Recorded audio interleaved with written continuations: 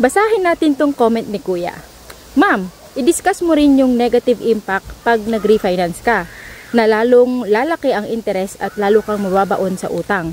Hanggang magkasub-sub ka na sa kakatrabaho para lang makabayad sa laki ng interest na pinataw nila sa'yo. Sige game, let's talk about this request ni Kuya, okay? So refinancing is a tool. Just like knife or kutsilyo.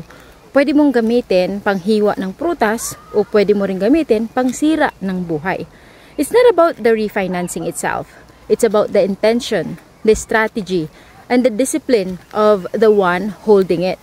So yes, lalaki ang total interest paid kung in-extend mo ulit yung years of amortization mo or life of your mortgage. Or pinalaki mo yung loan amount mo, like nag-cash out ka or kumuha ka ng equity. And just so you know, in refinancing, hindi lahat dagdag utang or interest. Pwedeng magpalit lang ng pangalan or may tatanggalin sa mortgage. Refinancing din tawag doon. So, hindi automatic na pag sinabi mong refinancing, agad-agad na dagdag sa loan yon. Okay? So, malinaw tayo doon.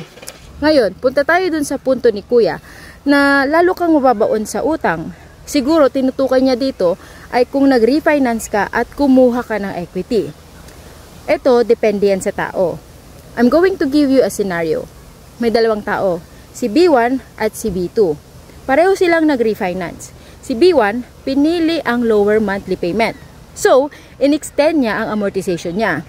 Mas maliit nga ang bayad, pero mas matagal. Then what? Ang ginawa niya, nag-relax siya, nag-shopping, nagbakasyon, walang plano, walang direksyon. Ginamit yung extra cash sa panandali ang saya na walang balik. So, ang ending, lalong nabaon. Balik sa stress, sub-sub sa trabaho, tapos magtataka, akala ko nakaluwag na ako. So, si B2 naman, nag-refinance din siya. Pero, may plano siya. Ginamit niya pambayad ng high interest debts niya. Nag-invest sa business, nilagay sa income-producing assets. May clear financial goals. Ang ending, bumaba ang utang, tumaas ang kita. Since mas malaki ang kita ng business at investment niya kaysa sa interest na binabayaran niya dun sa refinancing, lumaki ang cash flow niya. So, same silang nag-refinance, pero yung isa umasenso, yung isa naman nalubog.